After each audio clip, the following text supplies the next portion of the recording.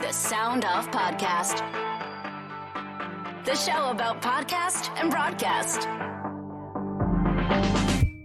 Starts now. How'd you two meet? Jen was working for a radio station called Roundhouse Radio. And at the time, I was doing some volunteer work with a men's organization called Man Talks, which sounds a lot douchier than it was. Totally.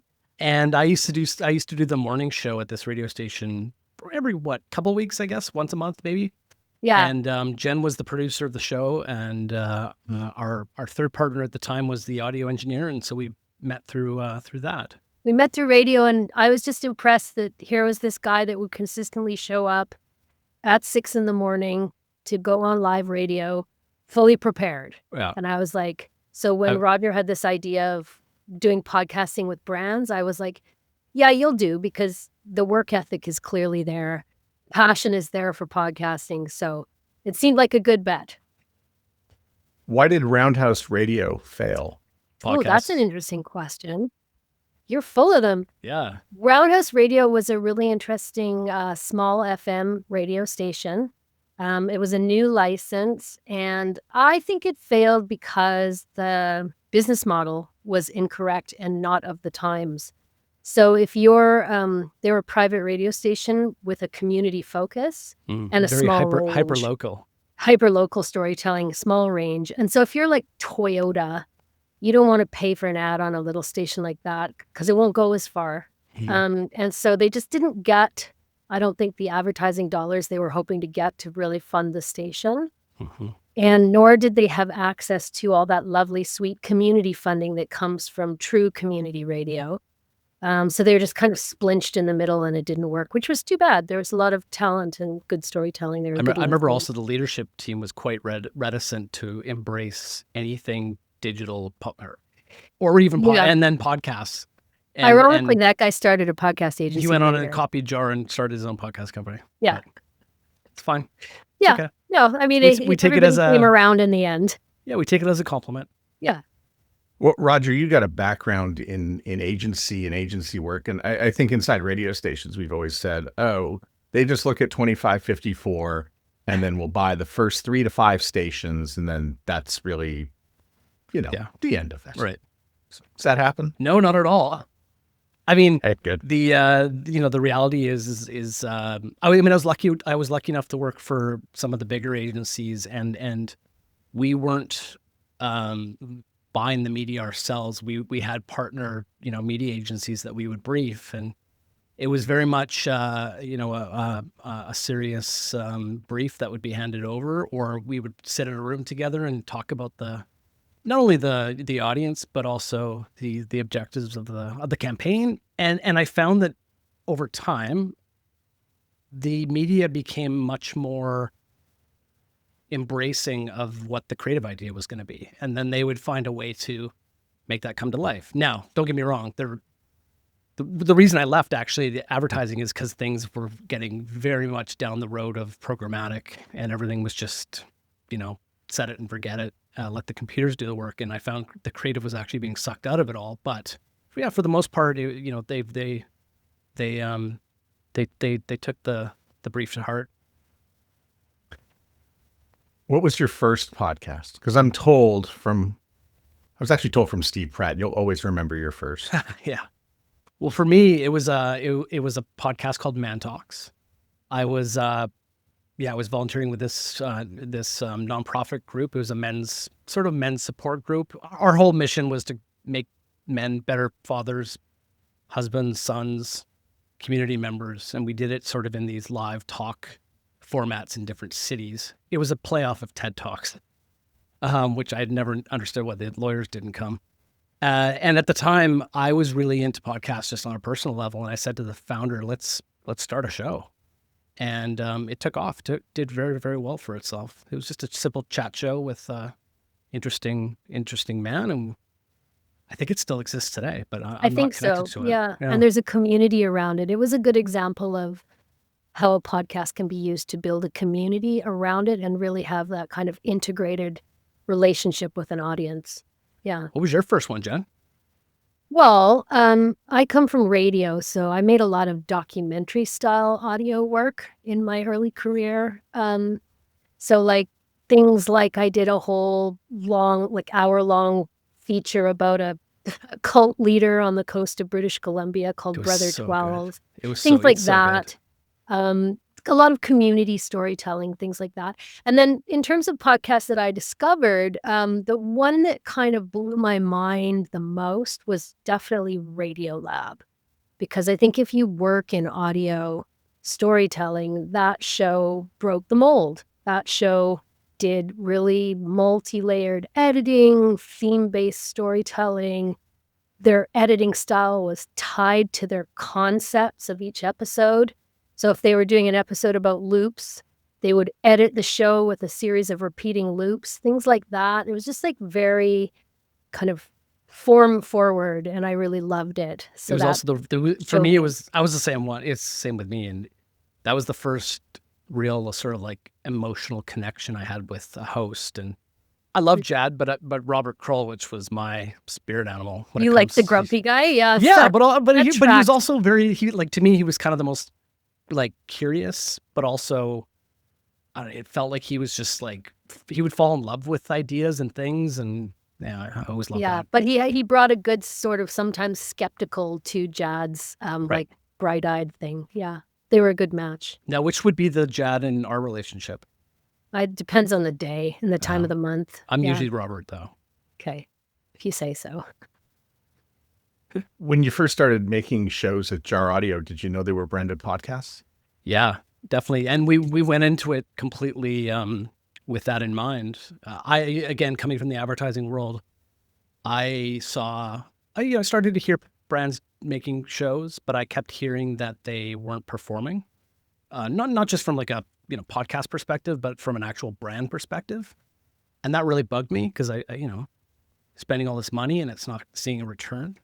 And I know Jen, when we started talking about building the business, he saw it from the other side, which was that the brands weren't taking advantage of the storytelling opportunities. So Right, like I didn't want to make shows that felt like advertorials. I don't see the Right. point in doing that. Like just take me out to pasture and have done with me if that's what's going to happen.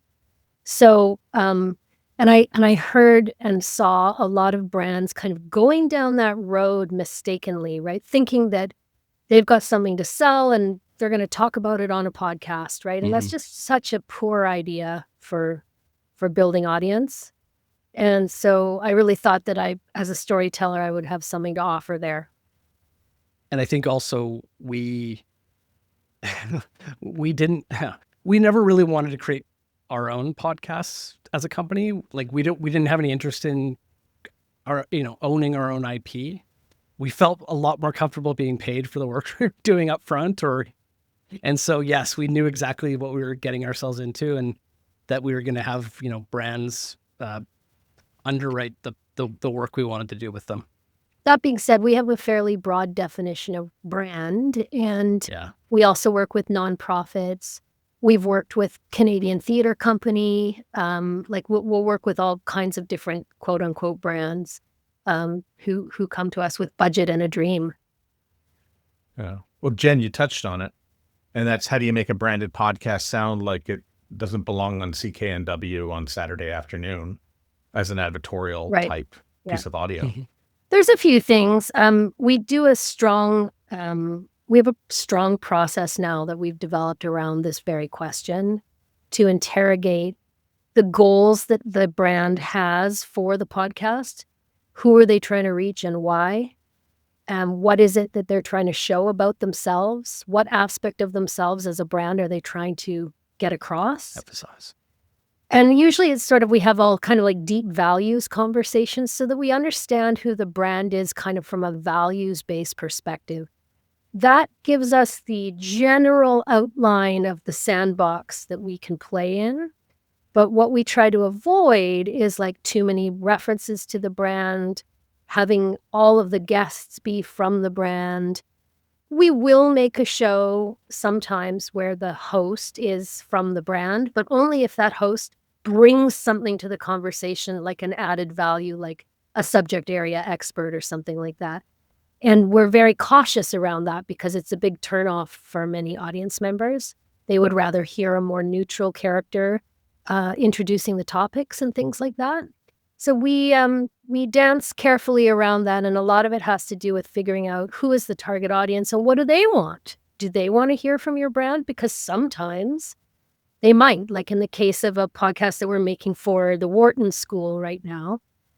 Their thought leadership in the area of AI is second to none. So actually, if you're interested in the topic of AI, hearing from a bunch of Wharton professors is a bonus. That's not a turnoff for the audience. But there are brands where it's like, oh, I don't know, you make soup noodles or something, and it's like, I don't know that we need to hear all your theories about soup noodles. Instead, let's talk about nourishing family recipes or something else, that's adjacent, relevant to your brand, but more accessible to more people. So it's a process by which we figured that out. I mean, our perfect result is for somebody to discover a podcast that's perfect for them, absolutely fall in love with it, then ask themselves like, who made this thing? And it's the soup noodle company. Yeah, like, wow, that was a great story about my grandmother's migration from China and how hard it was to start a new life and how she nourished her family with, beautiful cooking, and like, oh, this company is behind that. That's interesting. That makes sense. That's the effect you want. Yeah. What happens when, somebody like Wharton comes to you with this idea for a podcast? Between the two of you, guys how do you divvy up the prep work, and how long does it take to get it together before launch? So who does what over there? Well, JAR is, when we first started, it was us, just the three of us when we first started. But, now JAR is a team of 20. It fluctuates depending on the different projects that we have on the go. So the intake side of it starts with what we call a project lead, whose job it is to essentially be the forward-facing client representative. At the same time, they're also the coordinator behind the scenes. So once they've been assigned that person, we then coordinate and start a custom workshop with our clients. Usually it's about 3 to 4 Zoom sessions where we really dig deep into the brand, deep into the audience, deep into the challenge that we have, and we start to craft the show together with our clients. I won't go into the full details, but by the time we get to the point of launching the first couple episodes, it's usually about 3 months. Now that can vary depending on a lot of different factors, as you can imagine. But it's usually about 3 months. I mean, I think, Roger, you kind of are a bit sort of the pointy end of the spear, right? Like, you're usually having those very early conversations, like where the brand is laying out what are their ROI goals. Yep. And then I get sort of trotted out when it's time to expand on the idea a little bit, figure out, put a little more concrete detail around what it could be and what an audience might want. And then we go from there. And what I do is I look for what is the project and who is best suited to make it. And then from our sort of stable of people, I assemble the right team to go forward. So we have people that are kind of at this point, so I would say specialists in text storytelling. We have others who have done a lot in the medical space, and we have still others that are sort of in a bit more of a quirky humanities kind of space. And so it just depends on the project. We assign the talent accordingly. Yeah, I mean, we're designed much like other creative agencies except instead of designers and writers, we've got producers and audience growth specialists, or producers and writers. We divvy up the work dependent on availability, but also expertise. I think sometimes my job is to really try to challenge that kind of corporate mentality of like, we've got a thing to say and we're going to say it, and here are the bullet points, right? Because that is so uninteresting to most audiences. It just doesn't work. And so somebody needs to kind of go in there and level with them sometimes. Yeah, we get to be, the people that I hate using the word pushback, but we get to they're hiring us for our expertise, and a lot of that involves us telling them to either get out of their own way, or something's not going to work and here's why, or we've tried that before doing, with another client and it didn't work, or we should try this because it does work. So much like hiring a creative agency, in any other field, you're hiring that sort of subjectivity and expertise. Have you ever told the CEO that he can't host the show? All the time. Mm-hmm. All right. Yeah, I mean, sometimes a CEO can work, but 90% of the time it doesn't. And it's nothing against the CEO themselves. It's just naturally they're going to talk a ton about the brand. But actually more so, it's logistically, they're impossible to book. And their time becomes very, very difficult to manage. And it ends up throwing the entire production off the rails. And in our world, we price and based on time. And so for us to, schedule out a, 6 to 8 month production and then have it go off the rails every, few months. Every time the CEO Matters, has to fly to Davos or whatever, Yeah. like this kind of thing becomes a problem. So a certain amount of that, you've got to be flexible, but we've learned now kind of the hard way that there is a downside to having an internal high-ranking executive host your show. There are upsides. Totally. I mean, the upside is you demonstrate your thought leadership. You have someone who you trust at the helm of your show that really knows your brand, blah, blah, blah. And there's also just some brands that have that sort of leadership, the sort of the Mark Cuban type that are just very, very savvy on top of being, they're very media savvy on top of being, in charge of the entire company.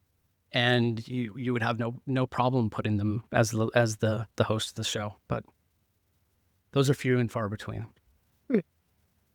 Roger, you touched on this earlier, and that was the disappointment that a lot of brands had encountered when they tried to do it themselves or they were off strategy. So when it comes to a branded podcast or the clients that you work with, what are the metrics that you're looking at to say, this is going to be successful for us? That's a great question. So for us, the number one metric that we look at is the engagement. So consumption. The way that the podcast industry has gone these days, there's a lot of different technology out there that can buy you a ton of downloads and get you a ton of reach. But behind the curtain, if you look at who's actually listening to those shows, it's not a real audience. It's not to say that they aren't real people, but there's not a real sticky audience behind it. It's people listening for 30 seconds, whereas we aim for, 85, 90% of every episode being listened to by every audience member. So for us, it's engagement. It's, at the end of the day, we want to be able to report back to our clients that each audience member is spending on average 2 hours a month listening to their podcast, i.e. engaged with their brand. Of course, we then, we'll look at downloads as well. We obviously want to have as high quality of a large audience, but I'd rather have 1,000 high quality members than 10,000, non-quality members or non-quality audience members. We've really come to see reach and downloads as a byproduct of engagement. Yeah. And that really you have to start with the matchmaking between who is your target audience, what do they need, and what kind of show can only you deliver to them. Mm-hmm. And I think if you can nail that equation, then the reach will come. At least that's what we've seen. And it's slow. It does take seasons, right? It's not instant. It's a serialized form. You have to build an audience. It's a live thing. You have to talk to them. You can't just sort of hang out a sign and be like, yeah, we did a podcast. Good luck. It's just, it takes work. But the other metrics are going to vary, depending on the client. So some of our clients look for, increase in thought leadership, and that's obviously going to involve, some sort of a survey or an idea of sort of how much people view you and the brand as, understanding of this topic or that topic or owning this topic, that topic. We deal a lot in brand lift. So we do brand lift studies with our clients through different third parties. We look at different qualitative metrics like, comments and feedback and ratings. But we'll also run surveys with our audience members. We'll look at conversions. It's not something that I would consider to be top of the list when it comes to, a successful podcast. Because again, to Jen's point, that takes time. However, we are measuring those that have listened to the podcast and ended up on the website, or those that have listened to the podcast and ended up downloading a form, or entering their email address. Again, it's completely dependent on the client and the business challenge that they're coming to us with. The cool stuff, though, I think from a B2B perspective, is some of the firmographic data that we're able to pull these days. So we can tell our clients what companies are listening to their show. The IP address, it's connected to an organization of some sort. It then tells us who that is. It'll never tell us the specific individual, but it will tell us, what company. So from a, sales and marketing standpoint, to be able to say, this prospect of yours has listened to the show is huge. What's your favorite survey question? And you know which one it is, because when you get the survey, you go right to that question and look at that. I mean, I think the question is, and I mean, when you're surveying audience too. I think, that's a good question. I mean, if it's a brand lift study, then it's that question like, does this podcast make you feel better about the brand, or given some multiple choice options? But ultimately, we are looking for brand lift, and then that seems to be the one that I gravitate towards. What did you have in mind? Well, how did you hear about the show? Yeah. Is a good one when you're doing just a rudimentary one. And that's a good one. We just don't get a lot of feedback. It's true. From our audience directly. And I'm thinking when you do a survey, and maybe there's a little incentive in there for them to do it, whether it's an Amazon gift card or whatnot, you're going to get a little bit more of the truth, perhaps. Mm-hmm. I've always had this thing in radio. Don't ask radio listeners what they think in a radio station, because they're going to say there's too many commercials. The music is too hard. Right. It's too soft. And if you listen to everything that they say, you're going to wind up with some sort of jazz fusion, nothing with no DJs, no commercials, and no money. And so it happened to Roundhouse Radio. Exactly. Sorry, I hope that they're not listening. No, that's fine. Again, it's because the product is free. Mm-hmm. Somebody didn't pay for it. And so when somebody doesn't pay for it, they have a different sort of relationship. Yet, true. I remember somebody called a radio station once, and I think I was a little rude to them. And then somebody reminded me they wanted to give you a little bit of feedback on something they're getting for nothing. They're connected to you. It's free information. Yeah, you should probably, thank them and understand that you have you've created an emotional connection with them that they're happy to give you feedback on by picking up the phone and calling the radio station. Totally. I think incentivizing people to respond is not a bad idea. It's hard to get people to respond to those kinds of surveys, but there are companies that specialize in that, so we work with those. We've tested doing some text surveys, but also just text relationship building with podcast listeners, which has worked out. That's very interesting as well. Yeah, they're asking for that added layer of communication with the host, and we've seen some success with it. Jen, at what point in your career did you realize that you had to put the audience first for everything that you do? So early, because my background is theater. So if you don't put the audience first, you die, and you die publicly, and you die on stage. And then, you follow that up with live radio. It's a similar problem. Like you really have to respect who you're talking to and what it is that they're going to respond to. What is timely, what is relevant, what is interesting, what is entertaining. And if you're not thinking about those things, if you're only thinking about yourself and what you have to say, there's a certain, as an early creator, I think you realize that if you have something to say, chances are there are other people in the world who will resonate with it. So there is a certain amount of self-expression as well. I'm not going to lie. But at a certain point, you realize that not every audience is the same, especially on the internet. And so you really need to kind of dig deep into those audience personas and think about what is it that these people, what are their anxieties? What are their hangups? What itch do they have that they need scratched?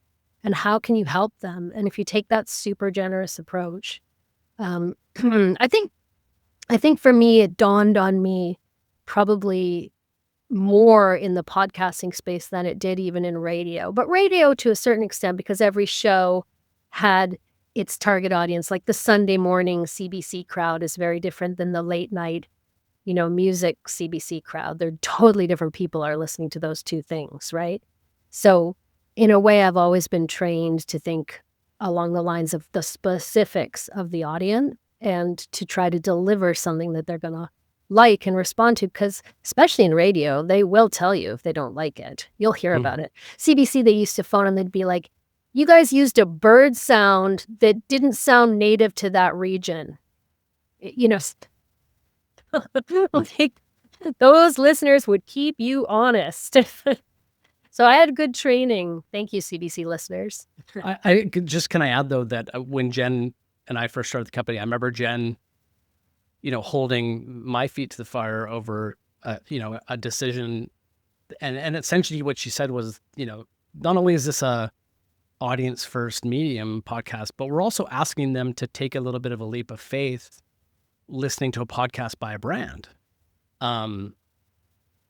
They're going in a little bit skeptical, right?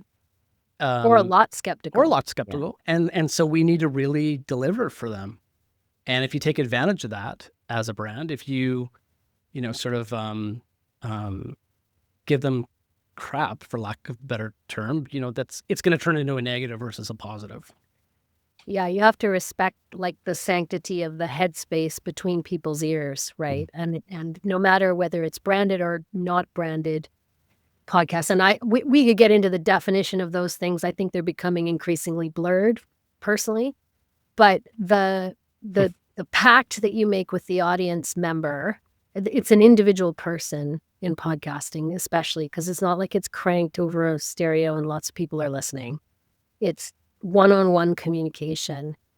And that's a sacred space. You got to respect that space. Mm-hmm. Massive, massive pressure to the people in charge of the trailer in episode 1. Yeah, a little bit. Yeah, a little bit. And you know what? We live in the real world. So I'm not going to stand here and claim that everything we make, it hits what I think is the ultimate creative goal. Mm-hmm. We are dealing with multi-stakeholder environments and trying to do storytelling in those spaces. And it's tricky. But just like in radio, where the executive producer of a show might tell you, I want this kind of story, but not that kind of story, right? It's the same in the branded space, only it's not the executive producer of a show telling you that, it's the CMO telling you that. So then you've got to respect, okay, this kind of story jives with the brand, this kind of story maybe doesn't. I will sometimes challenge them. Like we do a podcast for a mining company here in British Columbia. And before we took that job, we really looked into it because I was like, I don't want to make a greenwashing podcast for a mining company. That's not what we do, and we don't want to do that. So we really, really kicked the tires on that one. And we were very satisfied that they and the we got pulled into the executive boardroom and we did. And we kind of said, look, like nobody's going to trust this podcast coming from a mining company, because they wanted to talk about mining's role in green energy, which now is a very important topic, critical minerals, right? This is all of that stuff. But we were talking about this kind of before the New York Times. Like we were talking about this quite early. And I think I said to this mining company, if you acknowledge very directly that there's a trust problem in your industry with the general public because of some errors that mining companies, not yourselves, not necessarily excluded, but not exclusively, but lots of mining companies have made terrible mistakes, and there's been accidents, and there's been poison wells, and there's been all kinds of things. So if you're willing to acknowledge that trust problem, you're going to build trust with your audience right away by being direct with them. So they ended up, the first episode of the second season, Roger, was actually about the trust problem in the mining industry. It took us a season to kind of really get them there, but then they got there, and I'm really proud of the stories that we told on that show. There's 12 in a dozen. How many episodes in a season? What is a season? We typically are in the dozen, 10 to 12 range. But we have done, a typical marketer answer is that it depends. It depends on what the audience is expecting and needs. It depends on what's going to be right to tell a story that needs to be told. We've done a 6-part miniseries. We've done a 3-part miniseries. We've done 12 episodes, 10 episodes, 24 episodes in a season. I think a season is actually just as much for the production team than it is for the audience themselves, because a season for us is actually just a planning exercise, because we're never going episode to episode to episode. We're always thinking 5-6 episodes down the road. And so for us, the season is sort of the unit of measurement. The way that it allows us to develop an idea over time.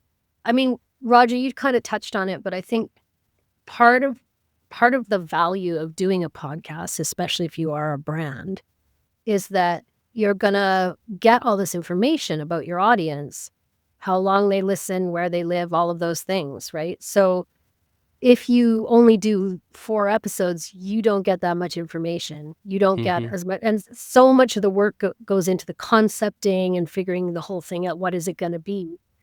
Honestly, by the time you get into like the 4th episode, you kind of can just kind of tuck the whole thing into your belt and keep going. Like you might as well make 10 at that point. And it gets smoother and smoother as you go. And of course you can change and it can evolve. And we will usually take little breaks in between our seasons, not necessarily, but often. And sometimes we'll rerun old episodes and things just to keep the feed alive. The host needs to go on vacation. Yeah. But even like, just to go back to, you had made a comment earlier, Matt, about, puts a lot of pressure on the trailer in the first episode, which is true. But I also like to say that, as somebody who came from the advertising world, and this is more of like a 10-year-old problem, but, we used to create a TV commercial that would take 3 months to make, throw it on air, and if it didn't work, it didn't work. And we had to sit there and, eat through 2 months of ad spend until we all just, collapsed and said, well, that was terrible. That really didn't work. At least in the podcast space, we've got the flexibility. And I think that like not enough brand marketers out there understand that. And they fear that, it's not gonna be brand safe or this and that. The reality is like, it's actually one of the most flexible mediums because of the ability to, well, first of all, it's not live. The data helps to evolve the show. Jen always likes to say this is a living, breathing thing. We're not setting it and forgetting it. And so I think we don't talk about that enough in our industry, is of how, not want to say malleable, but just how flexible the production side of it can be. Yeah, there's a lot of value in that. That's true. What's been the company's approach to video over the last few years? Like, take me inside the company and tell me about some of the conversations you've had about how to incorporate video into an existing strategy or maybe a new podcast. When video first sort of reared its head in the podcasting space and started showing up as a topic on panels at Podcast Movement and stuff like that, we really took what I would call an audio first approach. And that's my background. I come from radio and I love audio storytelling because I love how accessible it is, how on a relatively low budget, you can tell like an extremely robust story with all kinds of bells and whistles, and you can take people anywhere through sound in a nanosecond. And I just love, and I will always love that about audio storytelling.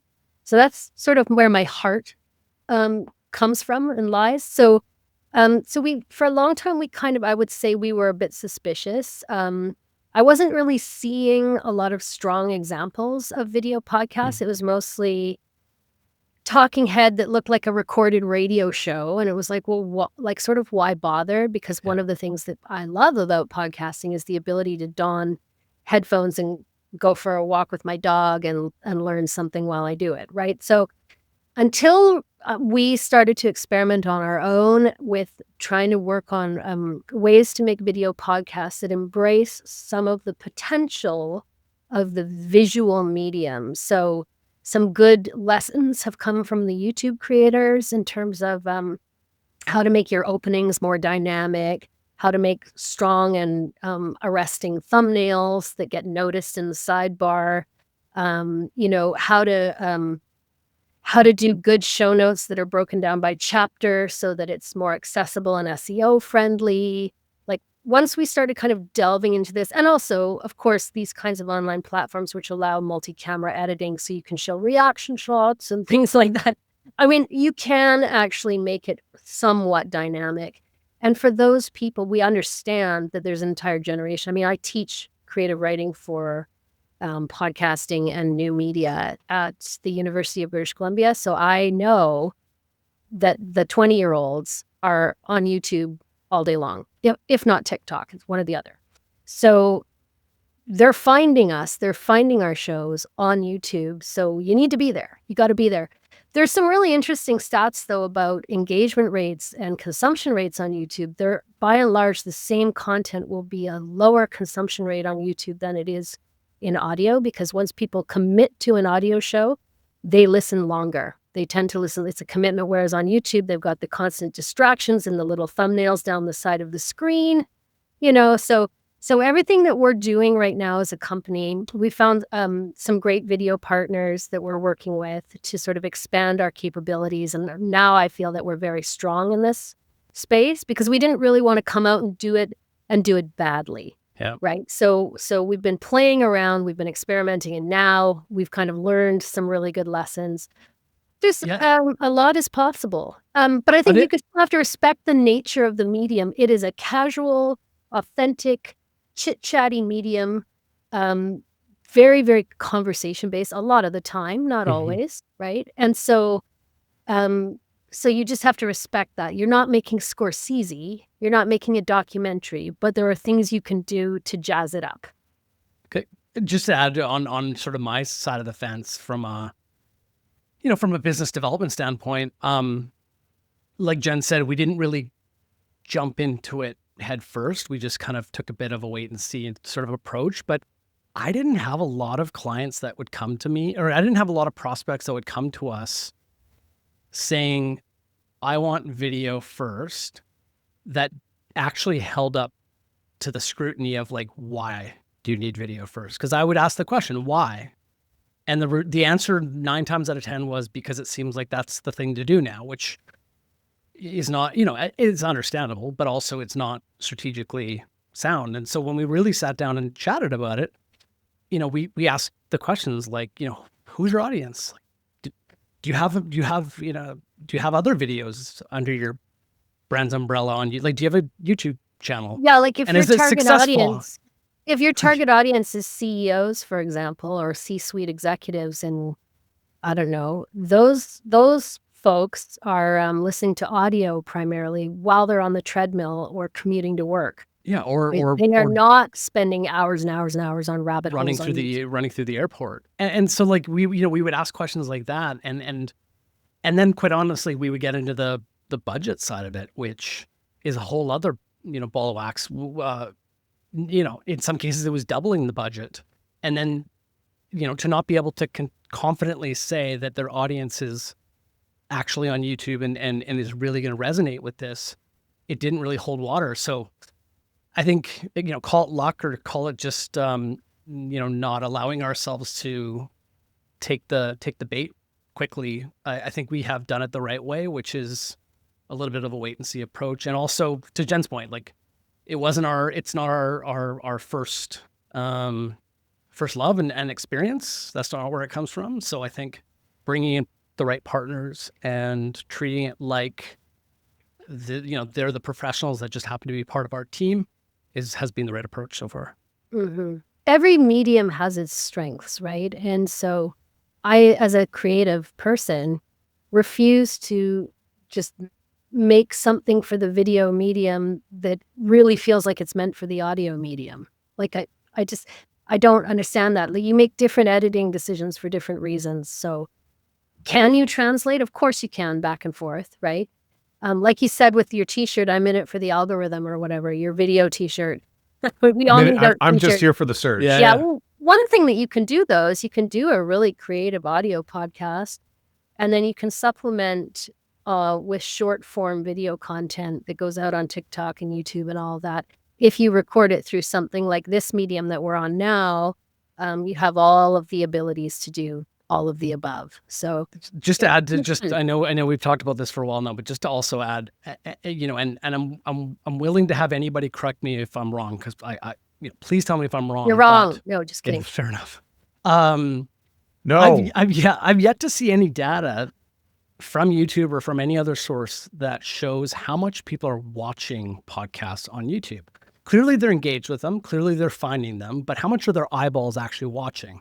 Now, that's a big deal to me, because if we have data that shows that they're also actually watching, then I can make an argument as to doubling the budget for the production. Because if we're not sure they're actually watching, then let's just put up a waveform on top of the audio and call it a day, and not have to spend barely any extra money if I'm if I'm a client. But if we have to now answer for them watching the screen, then we really need to think about the video quality, and and then we need to think about the story that we're telling, because Jen and I always say, like, it's a slippery slope. Like, we can go from creating a podcast to making a documentary very, very fast. Yeah. Which it's a lot easier to do with audio, but if you start doing that in video, we're looking at million plus budgets and months and months and months and months and months. And I think there's also maybe an Emmy, maybe. I think it kind of depends too, though, who you have on the show. If Jennifer Aniston wants to show up wearing like sweatpants or pajamas or something and make some scrambled eggs on your podcast, on your video podcast, then there's a reason for people to watch that, because it's a behind the scenes look at a celebrity's life or now, something. If she came on and made a noodle soup, there you go. There's a recipe.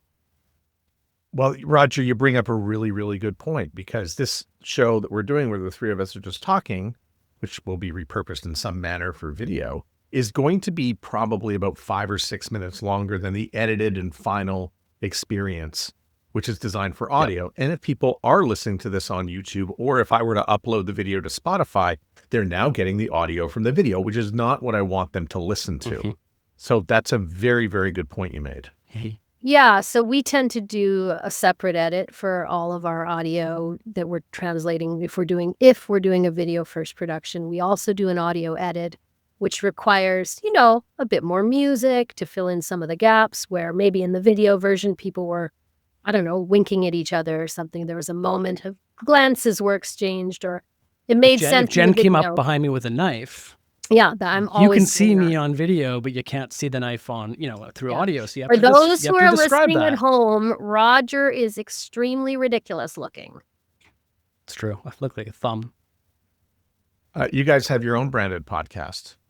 We do. We do. Yeah, it's called How to Get Ahead in Podcasting. We have a lot of fun. We have a lot of fun making it. I think we're about to go into the production of the next season. But yeah, it's been a lot of fun. That's sort of half camp skit, half professional podcast, but we were just playing around with some of the ideas, and we have a lot of really bright, fun improvisers working for us. So we brought them into the studio and created this fictional branded podcast agency. Basically, it's a way for us to work out all our frustration through kind of comedic skits. But then we have real lessons at the end for how to do podcasting with brands. Well, it sounds like a lot of the things that you put up with, the ideas that need to be sort of thrown in the garbage right away. No, wind up in the show. Yes. And you've even asked, I think at one point you were asking for bad 1-star reviews or poor reviews. Yes. When we first launched, we asked everyone to give us a bad review, and we got it. We got it. Yeah, we got some really good bad reviews. Yeah. Yeah, it was really good. Yeah. You got to have fun in this business, right? This is why we all got into it. And it's really important to remember that it is meant to be fun. Yes. So we're all podcast listeners. And what's an easy win for a podcaster right now that will just make their show better, that comes up in your head all the time as you're listening to something? My answer would be an indie podcaster, or any podcast you listen to. Hey, this might be good. Oh, if only they had... Well, just sound quality. Okay, that's the number one thing. Like, nothing else really matters. But if your sound quality is terrible, people will not listen to that over a sustained amount of time. You can have some bad sound for a short amount of time, but for a sustained amount of time, it's just a really bad idea. So do spend the time to think about the quality of your sound. I think. And I think, my answer would be do the extra work before the interview of do your research and have a bit of a plan going into the conversation, because I think so much of it is a ramblecast these days. And I'm not going to say the name of the show, but I listened to an interview recently where the host not only got the title of the guest wrong, he got the name of his book that he's launching wrong. He just kept going, and clearly he didn't plan. And I just thought it just made for a bad experience. Yeah, you have a good list of questions ready to go, and that's you're very, very planned, very prepared. Yeah. I do my research. So I actually was doing some reading. I mean, earlier on, I was thinking about throwing this out for the question, but I just want to see if my memory's even right. Was there a time when you guys did a study or found out or did some research into tech companies just not having a lot of branded podcasts, where you found a shortage of tech companies doing their branded podcasts? We definitely didn't do any research, but I myself, being the business development guy, definitely started to notice a pattern of them doing podcasts very, very early, but very, very poorly. And they would admit it themselves. And you can even look back at all the archives. Before I reach out to a brand, if I want to go directly to them, I'll often make sure, do they have a show already? Do they not? And it's quite surprising how many of them had them in 2013, 2017, 2018. And then just huge gaps. And you can just tell that they had a bad experience, or they had zero audience. And this is the whole reason why we got into this. Or some poor guy was doing it by himself off the side of his desk, and it got too hard, Totally. that kind of thing. So, or COVID hit, and people lost their job. Like, there's a lot of serious reasons why there's these gaps. But I think what we started to notice was just a real lack of. Other than the work that Pacific Content was doing, there was very little quality work being done in the tech space. In the early days when we started, yeah. Pacific Content did do some very interesting work, though, like with Red Hat and people like that. Atlassian. Yeah. I don't know if AI is on your list of things to talk about. Why? You can just go listen to the podcast you make from the work. Well, you can, but in terms of research that we have done that's kind of interesting, we did do an interesting little informal study about AI podcasting. And we shared this at Podcast Movement, but I think it's worth talking about, where basically we gave an assignment to a producer to go and make an episode, like write an episode, record it, make it cool. Fictional podcast. Or sorry, No, it was on a fictional company. It was, yeah, we told her, this is the fictional client, this is the topic, go and make a podcast about, the topic was slow travel, which is a thing. It was like an Airbnb style competitor. Fake Airbnb company, sort of as an exercise. So she went away, we didn't talk to her, she did her own personal writing, researching, digging out guests, and made a podcast.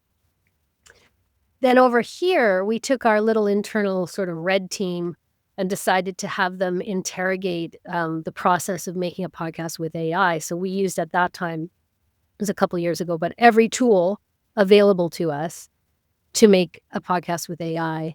And we were able to sort of, in the end, it took some time because the tools, they've gotten a lot better since. We're not delivering clean material, but we programmed in like the guests and the voices and had it generate the script and did all this. And it, eventually coughed up a somewhat cohesive script, and we produced it. We put it together, right? With music that was chosen by AI, et cetera, created by AI. So then we took both of them and we ran them through a little test group of about, I think it was about 100 people, Roger? It was 100. And without fail, I think there was one person who said they preferred the AI version. And she actually got the question right. And we think she misunderstood the question. Yeah. So I think that just that little test really showed that there is something about the connectivity of the human to human interaction that happens in podcasting that is, you can fake it, and you can fake it pretty well, but people can feel the difference and the context in which something is made. So over here, we had a lovely personal story of someone's travel in her youth backpacking through Egypt. And over here, we had this weird, like, bullet pointy kind of choppy, what it's like, robotic what thing. travel is, and Yeah, like, let me teach you all the reasons, three reasons for to do travel. it. It was like a listicle.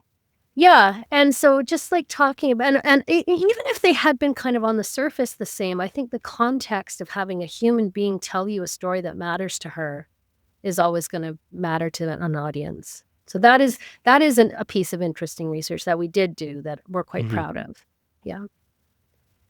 Is there any other further excitement on the AI front that you're excited inside your own personal business? I mean, I think we use it a ton in a number of different areas, but mostly it's meant to augment the work that our team is doing.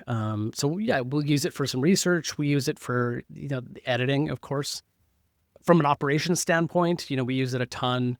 But I think it's we very much have embraced it as a partner with us versus something to fear.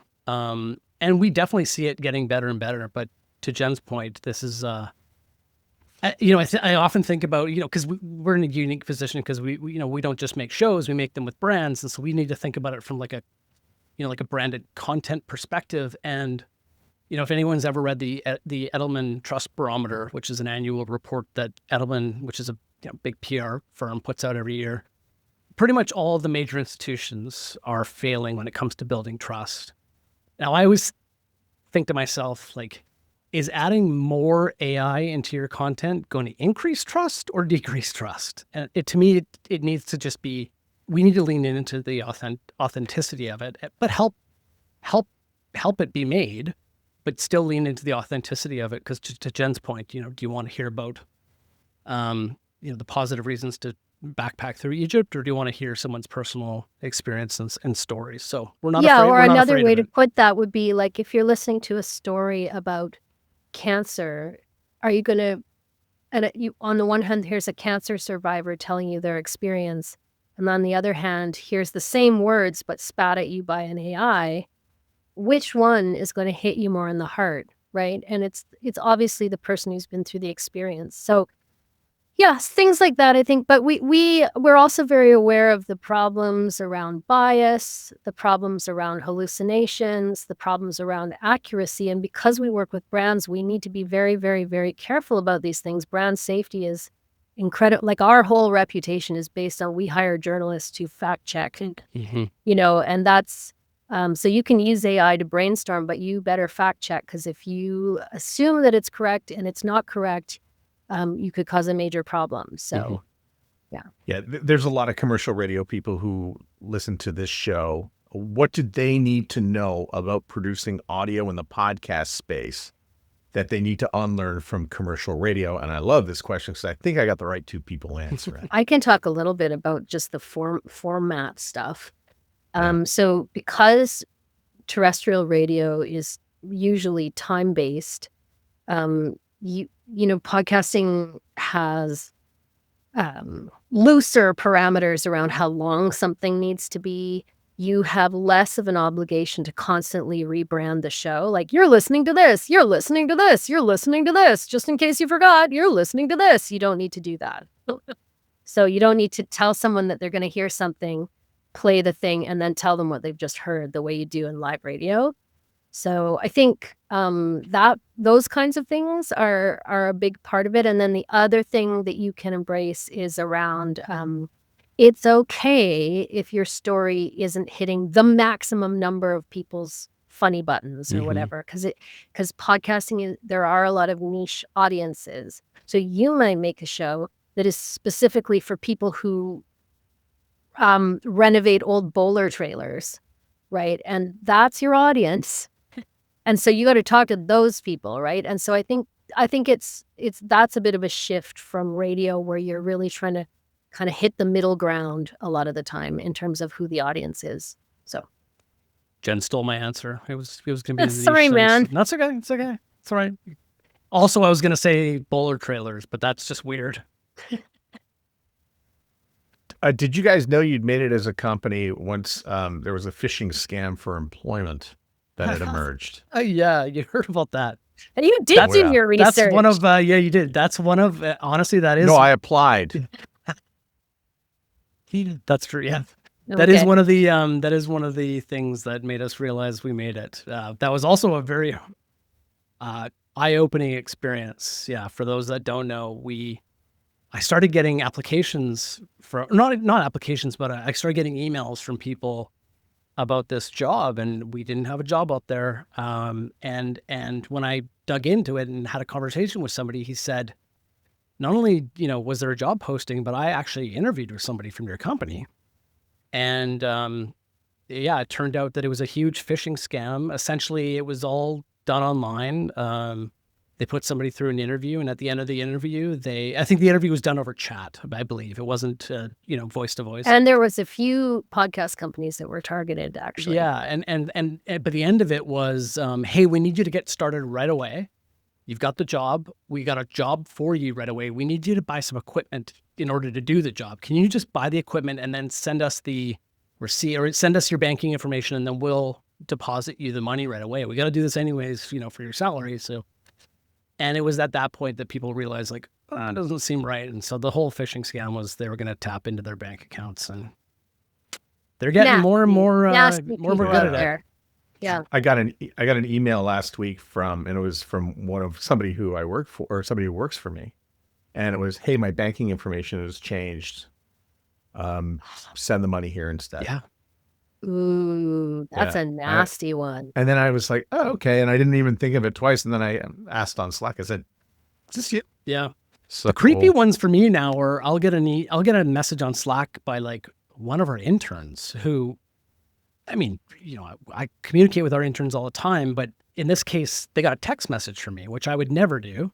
We're mostly through Slack, and I think she lives across the country. And so, and the text was, hey, can you jump on a call with me right now? I need something urgent. And she was just like, it feels really weird. And I guess part of it is they want to confirm that the phone number is actually connected to a person. So they wanted you to respond, but it just seemed really creepy and very personal. And I would never text. Yes, we're going down some very strange roads, digitally and culturally right now. Right. I just want to congratulate both of you on the success of Jar Audio. It's a great Canadian story that's out there for branded podcasts. I know for a fact right now that at least a half dozen people want to call you and reach out to you and make contact with you. And how do they do that? Yeah, go to jaraudio.com. Check out the site. There's a contact us page, but also you can send it to hello@jaraudio.com, and one of us will respond. Promise. It'll probably be Roger. And if you're applying for the job, we're not hiring right now. Not right now, but that's a phishing. At some point in the future. We would be in the future. That is a phishing scam. Check our website first. Yeah. That was awkward. The Sound Off Podcast is written and hosted by Matt Kundle. Produced by Evan Serminski. Edited by Chloe Emo Lane. Social media by Aiden Glassy. Another great creation from the Sound Off Media Company. There's always more at soundoffpodcast.com.